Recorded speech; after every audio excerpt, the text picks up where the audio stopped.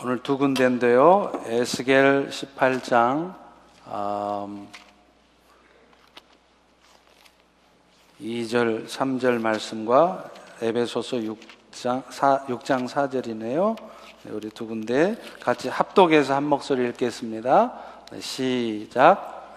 너희가 이스라엘 땅에 관한 속담에 이르기를 아버지가 신포도를 먹었으므로 그의 아들의 이가 시다고 함은 어찌 됨이냐. 주 여호와의 말씀이니라. 내가 나의 삶을 두고 맹세하노니 너희가 이스라엘 가운데서 다시는 이 속담을 쓰지 못하게 되리라. 아멘. 또 한 군데 에베소서 6장 4절 시작. 또 아비들아 너희 자녀를 노엽게 하지 말고 오직 주의 교훈과 훈계로 양육하라. 아멘. 5월은 가정의 달이라고 그러죠. 그래서 저도 이번에 3주간에 걸쳐서 우리 가정들이 행복해지기 위해서 어떻게 할 것인지에 대해서 말씀을 가지고 여러분과 은혜를 나눠 보려고 합니다. 지난 주간 제가 성도님들과 대화를 나누면서 참으로 충격적인 얘기를 들었습니다.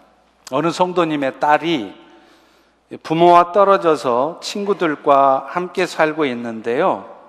그 함께 살고 있는 다른 새 친구들에 대한 얘기였습니다. 감사하게도 그 딸은 아직도 자신의 신앙을 잘 지키고 있어서 감사한 일이었습니다. 그런데 이 자매와 함께 살고 있는 다른 새 친구들의 모습이 상상을 초월해요. 그 3명 중에 2명은 그 자매 집에 함께 살긴 하지만 거의 매일 남자친구 집에서 살다시피 하고 집에는 들어오지도 않는다고 합니다. 또 나머지 1명은 아예 남자친구를 집에 불러들여서 함께 자고는 그 다음날 아침에 남자친구가 간다고 그래요. 그런데 더 놀라운 것은 그 세 자매들이 모두가 다 교회의 월시팀 멤버라는 거예요. 찬양팀 멤버라는 거예요. 그리고 그들 중에는 선교사님의 딸도 있다는 것입니다. 이제는 우리 젊은이들 사이에서 이성 간의 교제를 신중하게 한다거나 순결을 지킨다고 하는 것은 고리타분한 얘기가 돼버렸어요. 그리고 더 놀라운 것은 이런 모습들이 교회를 다닌다고 하는 형제 자매들 가운데서도 비일비재하게 일어나고 있고, 또 교회조차도 그런 것들을 심각하게 다루지 않고 있다는 것입니다. 어떻게 그런 모습들을 가지고 하나님을 찬양할 수 있는지 참으로 어처구니 없는 현실입니다. 그런데 안타깝게도요, 이것이 바로 오늘날 미국의 모습이고, 어쩌면 지금 여러분들의 자녀, 손자, 손녀들의 모습일 수 있다는 것입니다. 그런데 사실은요, 우리 자녀들이 이런 빗나간 삶을 살게 된 대부분의 책임이 우리 부모들에게 있다는 것이에요. 물론 그 자신들의 책임이 분명히 있습니다. 다시 말하면 부모가 아무리 애를 써도 어떻게 해볼 도리가 없는 경우들이 있지요. 그런데요, 사실은 우리가 몰라서 그렇지 우리 자녀들의 그런 빗나간 모습들의 상당한 책임이 사실은 부모들한테 있다는 거예요. 자식들 탓할 게 아니라는 것입니다. 부모가 신앙적인 삶을 통해서 선한 영향력을 자녀들에게 미치고, 또 신앙으로 자녀들을 잘 양육한 자녀들은 그런 빗나간 삶을 살게 될 확률이 그렇게 높지 않습니다. 근데 반대로요, 부모가 신앙의 모범이 되지를 못해요. 그리고 생업에만 쫓겨서 자녀들을 신앙으로 양육하지 못할 경우에는 그 자녀들이 이런 생각할 수 없는, 말도 안 되는 빗나간 모습의 삶을 살 수 있다는 것입니다. 오늘 본문 2절도 우리에게 그것을 분명히 말해주고 있습니다. 다시 한번 읽겠습니다. 시작. 이스라엘 땅에 관한 속담에 이르기를 아버지가 신포도를 먹었으므로 그의 아들의 이가 시다고 함은 어찌 됨이냐. 여러분, 아버지가 신포도를 먹으면 당연히 그 아버지 이가 실해야지. 어떻게 아들의 이가 실입니까? 이 말씀은 무슨 말이냐면 아버지의 잘못된 행동들이 그 아들에게도 그대로 나타난다는 것입니다. 우리 속담에 그런 말이 있잖아요. 그 애비의 그 자식. 애비가 그러고 있으면 그 자식도 똑같이 그런다는 거예요. 그래서 우리 옛날 어른들이 자식들 결혼시킬 때 상대방의 가문을 보지 않습니까? 뭐 때문에 봐요? 며느리를 얻으려면 그 친정엄마를 보고, 사위를 고르려면 그 아버지를 보지 않습니까? 뭐 때문에 보냐 이 말이에요. 사실은 그 부모가 어떤 직업을 가진 사람인가, 그 부모가 돈을 얼마나 많이 벌었고 그 부모가 얼마나 사회적 지위가 있는 사람인가, 그거 보려고 보는 게 아니라 사실은 그 부모들이 어떤 성품의 사람들인지, 또 그 자녀들이 어떤 집안 분위기 속에서 자랐는지를 보려는 거예요. 맞는 얘기입니다. 왠지 아세요? 부모들의 성품이나 집안 분위기는 자녀들의 인격 형성에 지대한 영향을 미치기 때문에 그렇습니다. 폭력을 휘두르는 아버지 밑에서 자란 자녀들이요, 70% 이상이 폭력을 휘두르는 아버지가 된대요. 자라면서 아버지 폭력에 상처받고 또 두들겨 맞고 우는 어머니를 보면서 그 아이들은 다짐을 해요.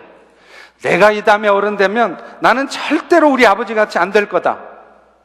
그런데 안타깝게도 그 아들 역시 나중에 아버지와 똑같이 아내와 자녀들을 두들겨 패는 폭력을 행사하는 아버지가 된다는 것입니다. 또 아버지의 알코올 중독 때문에 그 폭음에 시달리면서 자랐던 애들이요, 이 다음에 커서 나는 절대 술 안 마신다고 그래요. 그런데 아십니까? 그 알코올 중독자 아버지 밑에서 자란 애들이 그렇지 않은 정상의 아버지 밑에서 자란 아이들보다 알코올 중독자가 될 확률이 4배가 더 높다는 거예요. 통계가 나와 있습니다. 그런 의미에서 사실 오늘 우리 모두의 표정, 오늘 여러분들의 삶의 태도, 말투까지 사실은 여러분들의 부모님들의 것이었을 수 있습니다. 그리고 우리 부모님들의 잘못된 모습이 오늘 우리 자신의 삶에 잘못된 모습으로 나타나고요, 이제는 안타깝게도 그 잘못된 모습이 우리 자녀들, 손주들에게까지 대물림이 되고 있다는 것이에요. 물론 그 반대도 있습니다. 부모가 신앙 안에서 긍정적으로 잘 살아간 분들은 자녀들에게도 그것이 긍정적 영향을 미쳐요. 데이비드 맥클라란이라고 하는 사람이 아동 심리학자인데, 이분이 부모로서 역할을 잘한 그런 순기능에서 자라난 자녀들은 어떤 모습이 되는가를 연구를 했습니다. 연구 결과가 어떻게 되느냐, 부모가요, 신앙 안에서 부모 역할을 잘하면서 그 가정을 지킨 그 가정에서 자란 애들은요, 학업 성취도가 높답니다. 공부 잘한다는 거예요. 아이들이 머리가 좋아서가 아니에요. 자녀들이 마음이 편해서 공부하고 싶은 마음, 의욕을 갖는다는 거예요. 여러분, 한국에서 서울대학교에 수석 입학한 학생들 부모, 그 부모가 나와서 인터뷰를 하면 꼭 하는 말이 있죠. 무슨 말이에요? 우리 애는요, 학원 한 번도 안 갔고요, 과외 한 번도 안 시키고요, 학교 공부만 열심히 했어요. 여러분, 그 얘기 들으면 좀 화나지 않아요?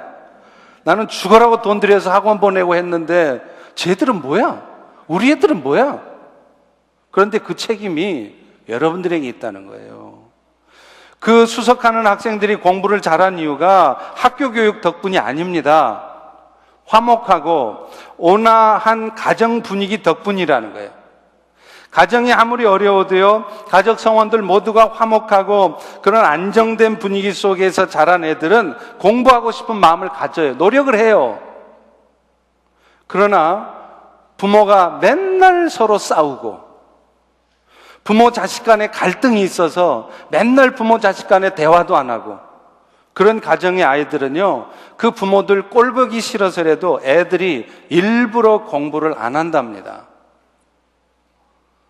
또 부모가요, 그런 순기능적인 역할을 하는 부모 밑에서 자란 애들은 남을 배려할 줄 알고 다른 사람한테도 관심을 보이는 아이들이 된대요. 그럴 수밖에 없죠. 아빠가 항상 엄마의 가사를 거들고 설거지를 하는 모습을 보고 자란 애들은 어른이 돼도 똑같이 아내를 도와줄 줄 알고요, 남의 아픈 마음을 먼저 배려하고 남을 먼저 이해하려고 든다는 거예요. 그리고요, 또 그런 가정 밑에서 자란 자녀들은 부모나 또 부모가 아니래도 다른 어른들 말을 잘 들어요. 쉽게 말하면 순종적인 자녀들이 된다는 거예요. 왜냐하면 그 부모 자체가 항상 긍정적인 생각을 품고 행동하는 것을 보았기 때문에 그 자녀들도 때로 자신의 생각과 다르고 또 힘든 상황이 와도 먼저 자기 부모들처럼 긍정적인 생각을 하고요. 그리고 그래서 순종적인 그런 모습을 보인다는 거예요. 그런데 반면에요, 매사에 부정적이고 반항적이고 공격적인 애들이 있잖아요. 그런 애들은 대부분 자랄 때 역기능적인 가정에서 자란 아이들일 경우가 많습니다. 그 부모가 말은 자녀를 사랑한다고 하지만 진짜 사랑하는 법을 몰라서 맨날 야단만 치는 그런 부모들 밑에서 자란 애들은요, 그 아이들 마음속에 상처가 깊이 쌓여 있어요. 그래서 그 상처가 억눌려 있다가 이제 그 아이들이 사춘기가 되고 또 자기 스스로 어떤 행동을 결정할 수 있는 나이가 되잖아요. 그러면 그 억눌렸던 분노가 폭발을 하는 거예요. 그래서 그 아이들이, 여러분이 부모들이 생각할 수도 없는 빗나간 말, 빗나간 행동을 하는 것입니다. 이렇게 우리 자녀들의 빗나간 잘못된 삶의 책임이 사실은 우리 부모들한테 있다는 거예요. 그렇다면 이제 우리 부모들의 그런 잘못된 모습이 우리 자녀들에게 대물림 되지 않도록 하기 위해서 우리는 어떻게 해야 합니까? 이 타락하고 이 악한 세상 가운데서 우리 자녀들이 신앙을 잘 지키면서 이 세상을 이기며 살아갈 수 있으려면 우리 부모가 어떻게 해야 되냐는 거예요. 그 답 역시 학교 교육에 있지 않습니다. 세상 지식에 있지 않습니다. 그리스도 예수 안에 있다는 거예요. 오늘 본문 에스겔 18장 3절을 다시 한번 같이 읽습니다. 시작. 내가 맹세하노니 너희가 이스라엘 가운데에서 다시는 이 속담을 쓰지 못하게 되리라. 아비가 신포도를 먹었을지라도 그 아들의 이가 시리지 않도록 주님이 해주시겠다는 거예요. 아비가 혹시 잘못된 삶을 살았어도 그 잘못된 삶이 우리 자녀들에게 대물림 되지 않게 하는데 그게 바로 주께서 해주신다는 거예요. 그 주님의 능력을 의지할 때 그게 가능하다는 것입니다. 그렇다면 우리는 구체적으로 그런 일들을 그리스도를 통해서 어떻게 할 수 있을까요? 우리가 우리 자녀들을 이 악한 세상에서 어떻게 양육해 가야 되겠느냐 이 말이에요. 저는 몇 가지를 말씀드리려고 하는데요. 가장 먼저는 말할 것도 없이 우리 자녀들을 사랑으로 양육하는 것을 가장 먼저 하셔야 된다는 거예요. 베드로전서 4장 8절에 분명히 말하지 않습니까? 이 마지막 때가 되면 너희가 정신을 차리고 근신하고 있어야 되는데, 근신해서 정신 차려서 뭐 하느냐면 무엇보다 더 서로 뜨겁게 사랑하라는 거예요. 왜 그러느냐? 사랑이 허다한 죄를 덮기 때문이라는 거예요. 사랑이 허물을 덮기 때문이라는 거예요. 사랑이 사람을 고쳐내기 때문이라는 겁니다. 지난 주간에 우리는 안타까운 소식을 들었잖아요. 버지니아의 이호성 형제가 안타깝게 젊은 나이에 죽임을 당했습니다. 지금 경찰 조사가 진행이 되기 때문에 구체적으로 결과가 나오겠지만, 아니 어떻게 그렇게 별일 아닌 걸 가지고 폭력을 사용하고 애들이 칼로 찌르고 권총으로 쏘고 사람을 죽이고 그러느냐 이 말이에요. 그 이유가 뭘까? 그런데요, 그런 짓을 하는 아이들의 대부분은 마음에 상처가 있는 아이들입니다. 마음에 상처가 많은 사람들은요, 공격적으로 될 수밖에 없어요. 조금만 마음이 상하거나 해도 곧바로 공격적인 말로 받아칩니다. 공격적인 행동을 해요. 그게 왜 그러냐면 그 안에 마음에 상처가 치유되지 않고 남아있기 때문에 그래요. 그런데 그렇게 우리 아이들이 공격적인 아이들이 되지 않도록 키워내기 위해서, 또 여러분의 자녀들이 이미 공격적인 성향을 갖고 있다면 그런 성향들이 조금이라도 치유되게 하는 방법은 뭐냐? 다른 게 없다는 거예요. 그 아이들에게 이제부터라도 사랑을 베풀어 줘야 된다는 거예요. There is nothing like love. 사랑 외에는 방법이 없다는 거예요. 왜요? 성경이 말하는 것처럼 사랑만이 허다한 죄를 덮고 사랑은 결코 실패함이 없기 때문입니다. 그런데 문제는요, 우리 모두는 이걸 머리로는 알아요. 사랑해야 되는 거 다 알잖아요. 근데 우리는 사랑의 방법을 몰라요. 그렇기 때문에 우리 모두는 사실 사랑하는 방법을 배우셔야 돼요. 그리고 그것을 훈련하셔야 됩니다. 저희 교회는 생활훈련학교를 통해서 청소년 자녀를 둔 부모들은 청소년 부모학교를 통해서 우리가 우리 청소년기의 자녀를 어떻게 사랑할 수 있는지를 배우셔야 돼요. 그리고 여러분들 자녀들과의 관계 속에서 그것을 훈련하셔야 됩니다. 부부가 어떻게 사랑할 수 있는지를 배우시고 훈련하셔야 돼요. 그런데 어떻게 자녀를 키우면서 결혼하고 나서도 이런 것들을 전혀 배우지 않고 그렇게 사랑하려고 하시냐 이 말이에요. 사랑이라고 하는 것은요, 먼저 공감해 주는 것입니다. 여러분은 여러분의 자녀들이 화가 났을 때, 여러분의 자녀들이 잘못된 행동을 했을 때 여러분은 어떤 반응을 먼저 보이십니까? 먼저 야단치고 먼저 윽박드리고 그 자녀의 잘못된 것들을 먼저 지적하고 그러지 않으시나요? 그러지 말라는 거예요. 먼저 야단치지 말고 왜 저 아이가 지금 화를 내고 있는지, 왜 저 아이가 저런 잘못된 행동을 하고 있는지 그 아이의 말을 먼저 들어보라는 거예요. 그 아이의 마음을, 화난 마음을 먼저 받아줘야 된다는 것입니다.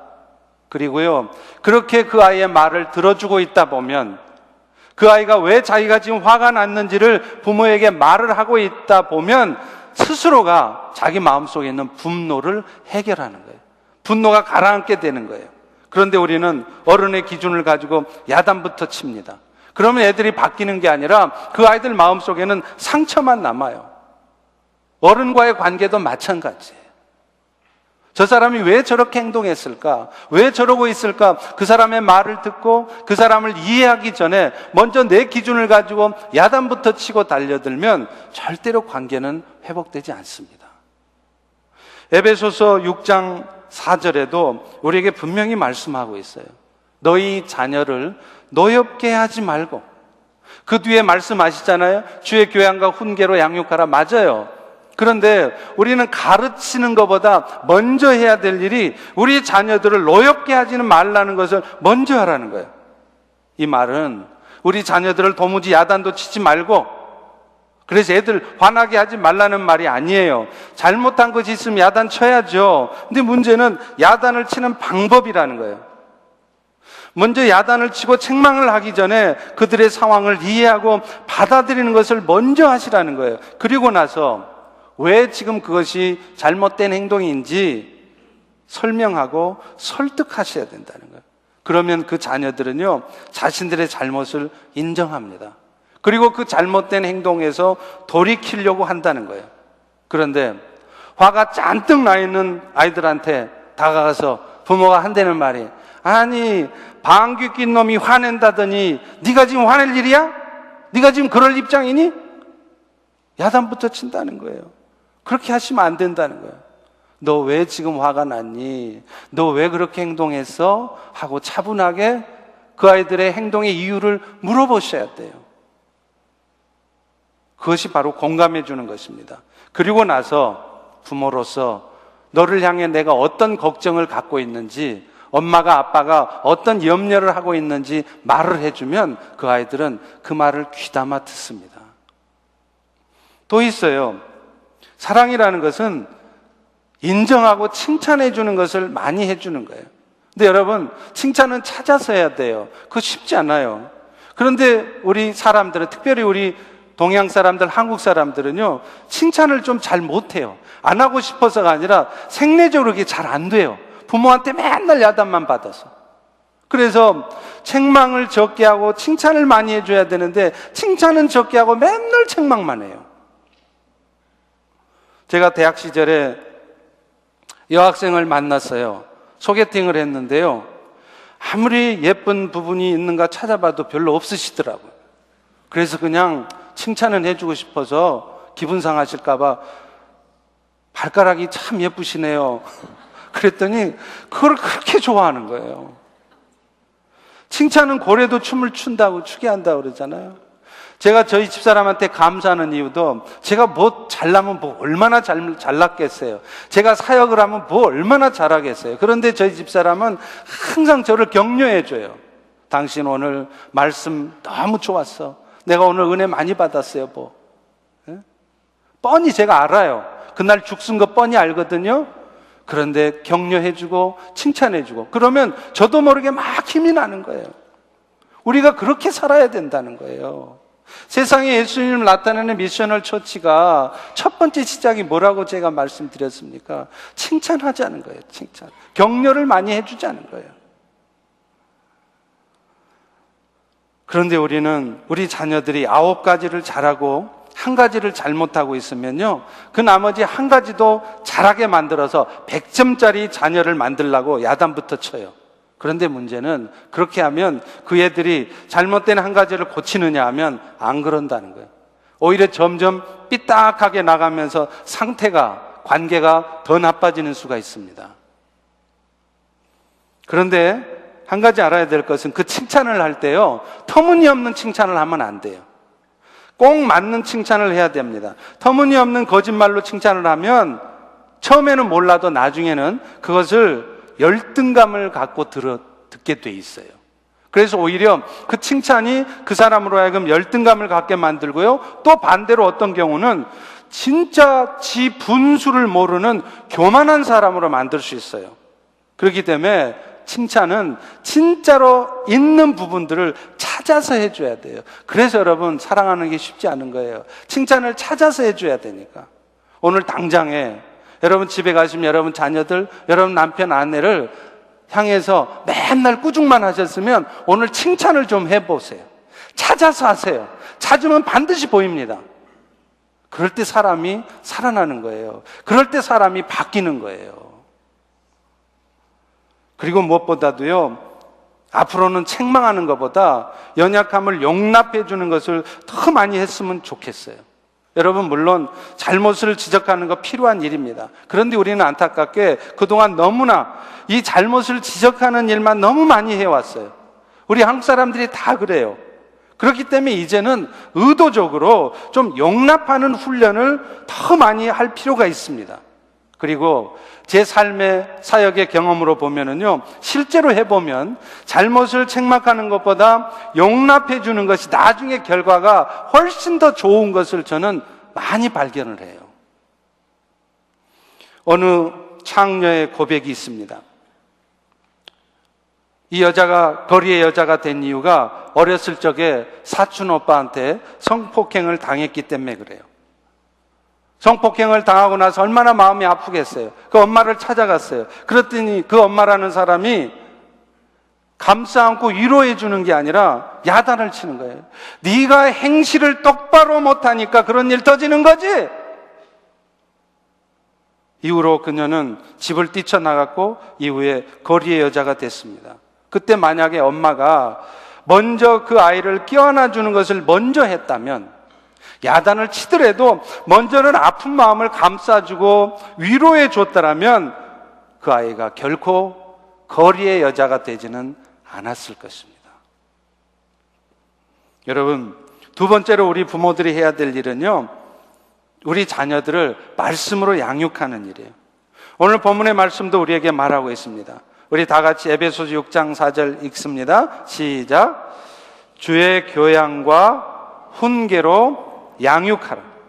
주의 교양과 훈계, 뭐 말할 것도 없이 하나님의 말씀이죠. 여러분, 사실 우리 아이들을 양육하는데 가장 좋은 교재는 성경이에요. 아무리 세상에 교훈서들이 많잖아요. 동심보감? 죄송합니다. 동의보감이 있고 명심보감이 있죠. 웃지 마세요. 명심보감을 가지고 아무리 가르쳐도요, 그 아이들의 영혼이 변화되는 데는 한계가 있어요. 근데 하나님의 말씀은 다릅니다. 왠 줄 아세요? 하나님의 말씀은 그 말씀 자체가 능력이 있어요. 그 말씀 자체가 사람의 어둠을 몰아내는 힘이 있다는 거예요.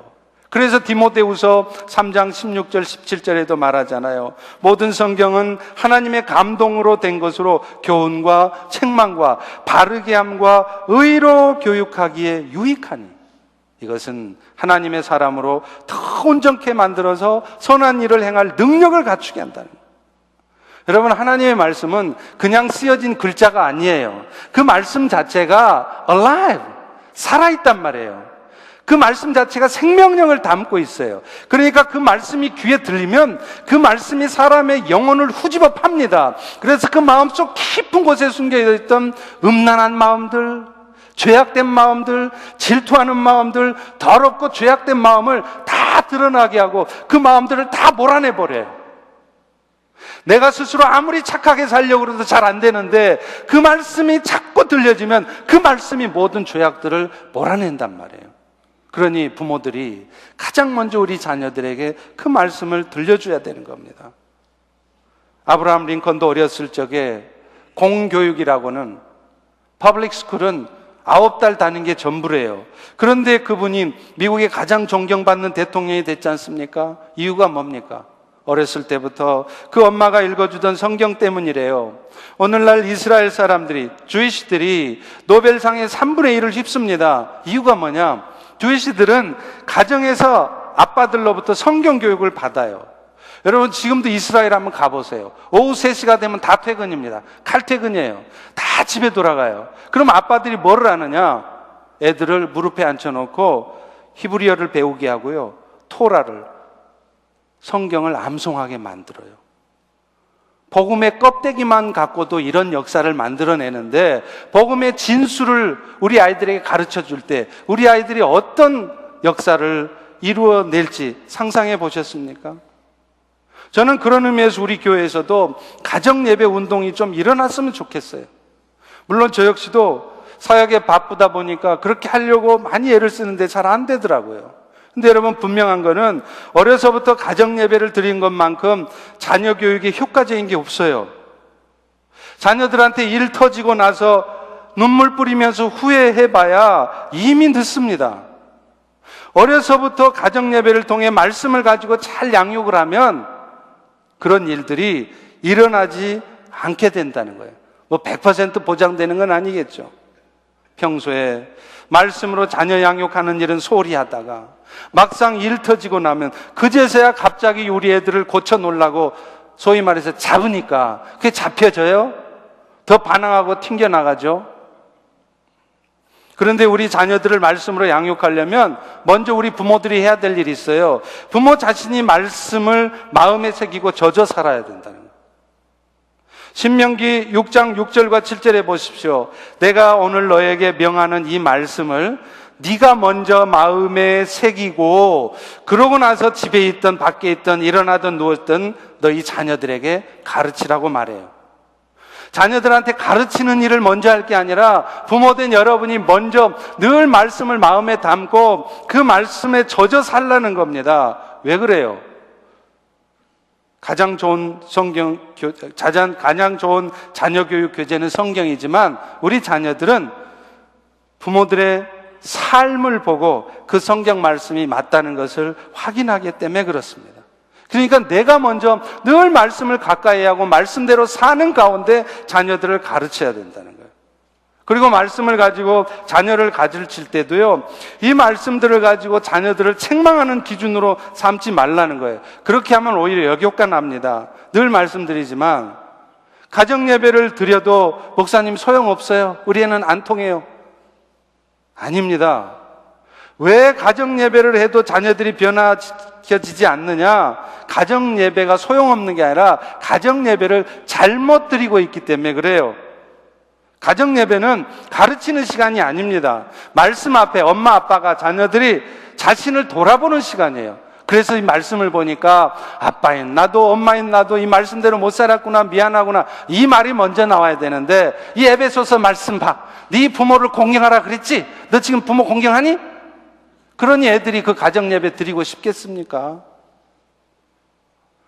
서로의 연약함을 고백하고 서로 용서하고 서로 격려하는 시간이 돼야 된다는 거예요. 말씀을 놓고 말이죠. 그리고 할 수만 있다면 저는 우리 자녀들이 크리스찬 교육을 받게 해야 된다고 생각합니다. 언젠가 크리스찬 스쿨을 운영하는 어느 목사님께서 그런 말씀을 하시더라고요. 이 시대는 점점 악해져 가는데 우리 아이들을 일주일 1시간 주일학교 교육 가지고 지켜낼 수가 없다는 거예요. 이 마지막 때에 우리 아이들에게 절실하게 필요한 것은 크리스찬 교육이라는 겁니다. 전적으로 동감입니다. 지금 우리 아이들은요, 사탄의 유혹 앞에 무방비로 노출돼 있어요. 중고등학교는 고사하고 이미 초등학교 때부터 다 스마트폰 갖고 있잖아요. 여러분, 그 스마트폰이 뭡니까? 그 안에는 세상의 지식도 가득 차 있지만 지금 세상에서 벌어지고 있는 온갖 추악하고 더러운 것들이 다 함께 들어있어요. 그런데 그 더러운 것들에 우리 아이들은 완전히 무방비 상태로 노출되어 있단 말이에요. 우리 미국에서는 애들이 대학만 가면 다 부모를 떠나잖아요. 심지어는 인스테이트에 있는 학교를 가도 부모하고 살기 싫어서 그런지 독립하고 싫어서 그런지 다 따로 살더라고요. 그런데 여러분, 이제 따로 떨어져 사는 여러분 자녀들 여러분 어떻게 통제하실 것입니까? 그 아이가 지금 무슨 짓을 하고 있는데 여러분이 어떻게 확인해요? 매일 저녁에 전화하실래요? 매일 그 아이들 쫓아다닐래요? 다 큰 애들을? 방법이 없어요. 방법은 그 아이들이 어려서부터 크리스천 교육을 잘 받아서 자기 스스로 신앙을 지켜갈 수 있도록 신앙 교육을 해주는 수밖에 없어요. 그러려면 아이들이 돈이 들어가더라도 내가 정말 절대적으로 먹고 사는 게 힘들지 않다면 크리스천 스쿨에 보낼 수 있어야 된단 말이에요.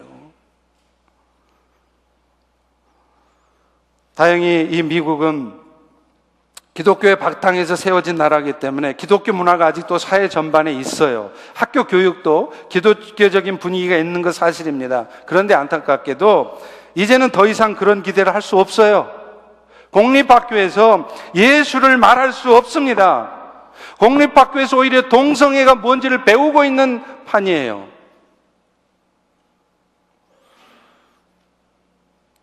그런 의미에서 저는 우리 교회가 크리스천 스쿨을 갖고 있다는 것을 큰 장점이라고 생각합니다. 앞으로 하나님이 허락하셔야 되겠지만 더 많은 학년으로 확장해 갈 필요가 있습니다. 단계를 밟아야 되고 잘 준비해서 가야 되겠죠. 그리고 이 일을 우리 교회 혼자 힘으로 할 수 없다면 이 지역의 교회들이 연합해서라도 그 일을 해야 된다라고 저는 생각해요. 그리고요, 우리가 우리 아이들을 위해서 주일학교 교육에 대해서도 더 많이 생각해야 됩니다.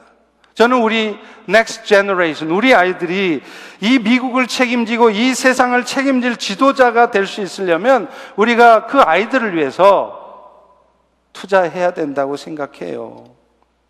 감사하게 저희 교회도 그렇게 많이 투자하려고 애를 쓰고 있어서 감사합니다. 교회는 아낌없이 그 일에 투자해야 돼요. 정적인 타락 가운데 치닫고 있는 세상에서 우리 아이들을 어떻게 지켜내냔 말이에요. 이번에 우리 티모스에서도 True Love Waits라는 그 프로그램을 하잖아요. 나는 우리 부모들이 우리 자녀들 이 프로그램에 다 넣어야 된다고 생각해요. 그래서 왜 우리가 순결을, 성적 순결을 지키는 것이 필요한지, 신앙적인 이유뿐만 아니라 실제로 나중에 결혼하고 나서도 행복한 결혼 생활이 되려면 청년기 때, 청소년기 때 순결을 지켜야 된다는 것을 우리 아이들에게 가르쳐야 된단 말이에요. 그런데 우리 부모들은 이런 일을 중요하게 생각지 않아요.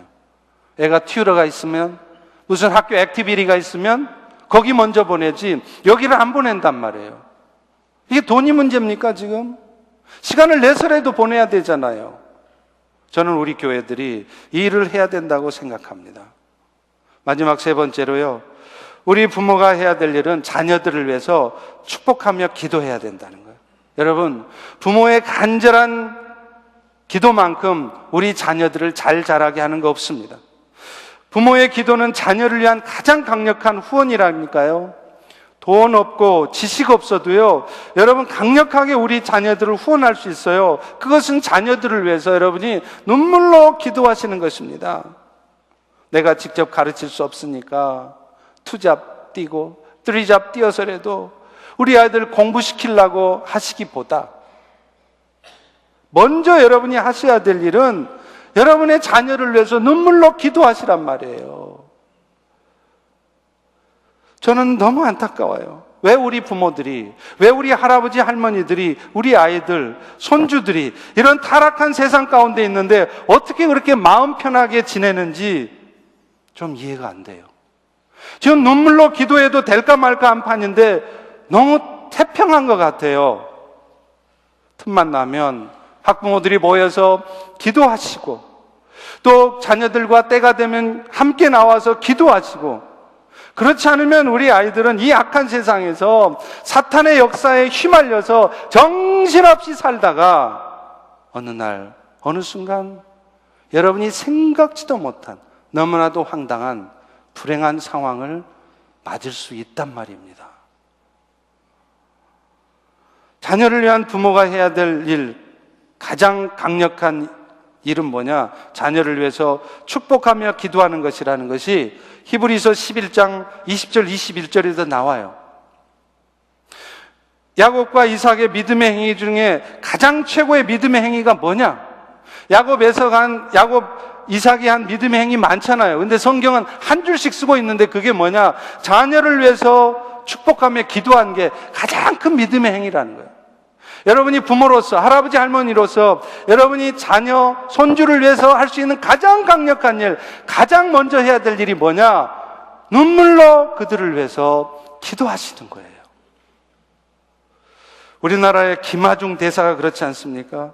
지지난 정부 때 통일부 장관을 지냈고 최장수로 중국 대사가 됐던 분이에요. 이분이 중국 대사 시절에 그 유명한 황장엽씨 망명 사건을 했고요. 또 탈북자들이 북한으로 송환되지 않고 한국으로 처음으로 송환되게 한 것이 바로 이 김하중 대사 때문입니다. 그런데 이분이 이런 굵직한 일을 처리할 수 있었던 이유가 바로 그분의 어머니의 기도 덕분이라는 거예요. 김하중 대사의 어머니는 일제 말에 양반가의 외동딸로 태어났습니다. 그러나 어려서부터 신앙생활을 하셨대요. 그러다 이분이 늦둥이로 김하중 대사를 낳았습니다. 그런데 이 아들을 낳고 나서 매일 새벽에 그 아들의 방문 앞에서 엎드려서 기도를 하더래요. 그 김하중 대사가 그 어머니의 기도를 다 듣고 자랐어요. 어머니가 방문 앞에서 기도를 하고 있으니까 이 김하중 대사가 화장실을 가고 싶어도, 소변 마려워도 그 엄마 때문에 미안해서 그냥 방 안에서 소변을 꾹꾹 참고 있었던 날이 한두 날이 아니래요. 그런데 이런 김하중 대사도 고등학교까지는 잘 교회 다니다가 대학 시절에는 교회를 안 다니고 결혼하고 나서도 한동안 교회를 안 다녔대요. 그러다가 92년도에 중국의 대사관에서 근무하면서 예수님을 다시 만났습니다. 그리고 신앙을 회복했어요.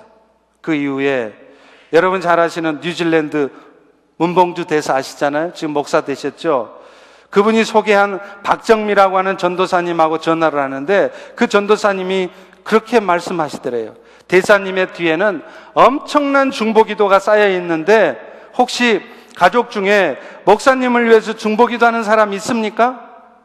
그 기도는 마치 나이아가라 폭포에 쏟아져 내리는 그 폭포수처럼 엄청난 힘이 있는 기도래요. 그래서 어떤 사탄의 역사가 있어도 그 기도의 힘에 당신 앞에 그 사탄의 역사는 다 휩쓸려 갈 것이라고 그렇게 말하더래요.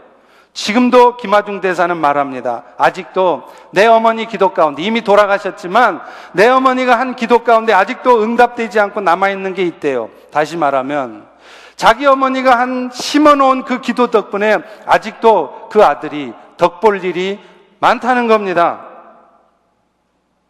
그 어머니는요, 김하중 대사가 대학 시절에 교회를 안 나가고 있을 때도 항상 그렇게 말씀하셨대요.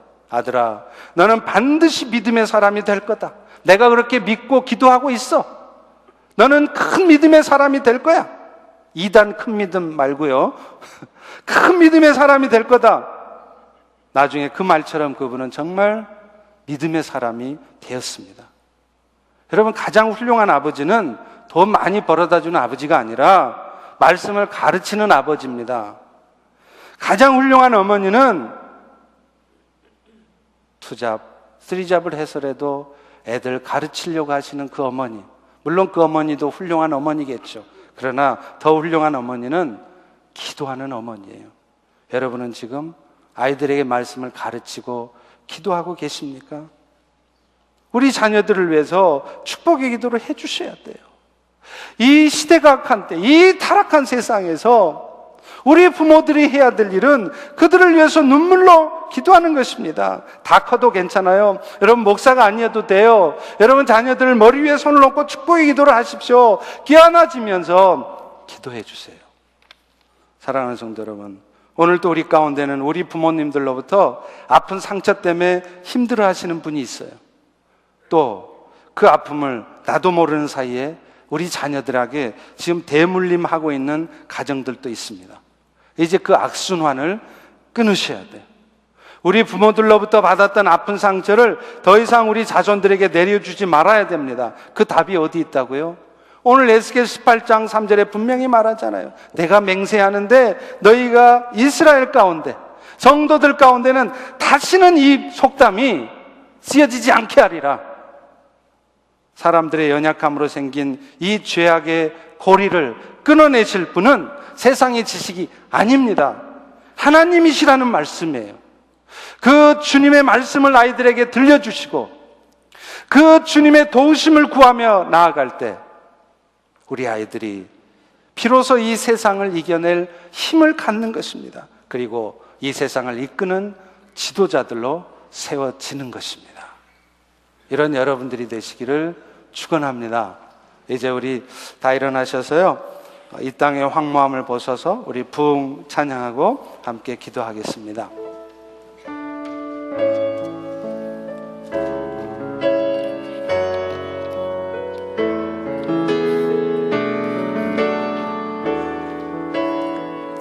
이 땅의 황무함을 보소서. 이 땅의 황무함을 보소서. 하늘의 하나님, 은혜를 베푸시는 주여, 우리의 죄악 용서하소서. 이 땅 고쳐주소서.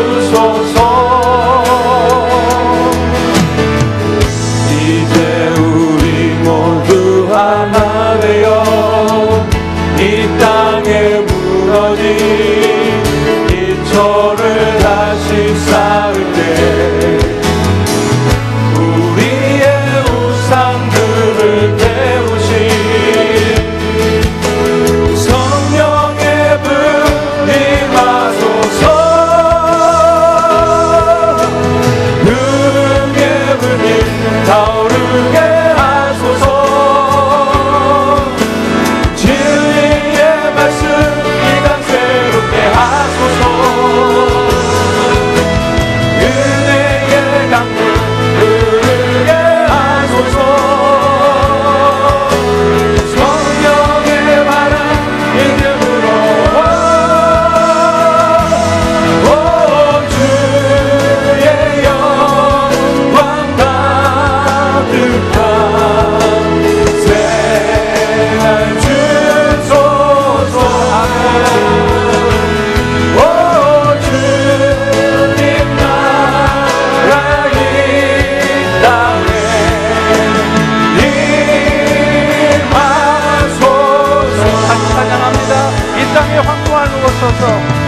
이 땅의 황무함을 보소서.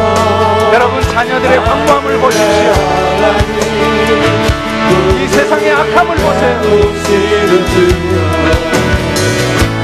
우리의 죄악 용서하소서. 우리를 고쳐주세요. 우리 자녀들을 고쳐주세요. 고쳐주소서.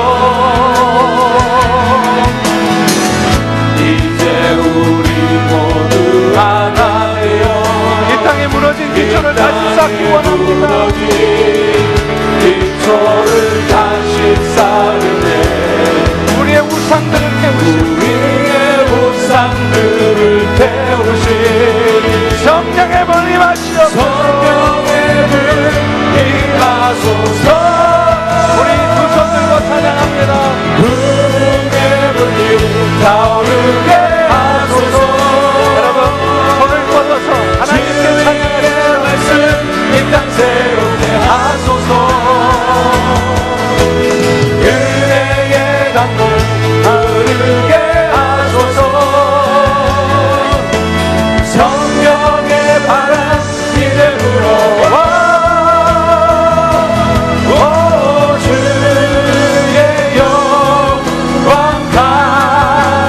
가득한 새날 주소서. 오 주님 나라 이 땅에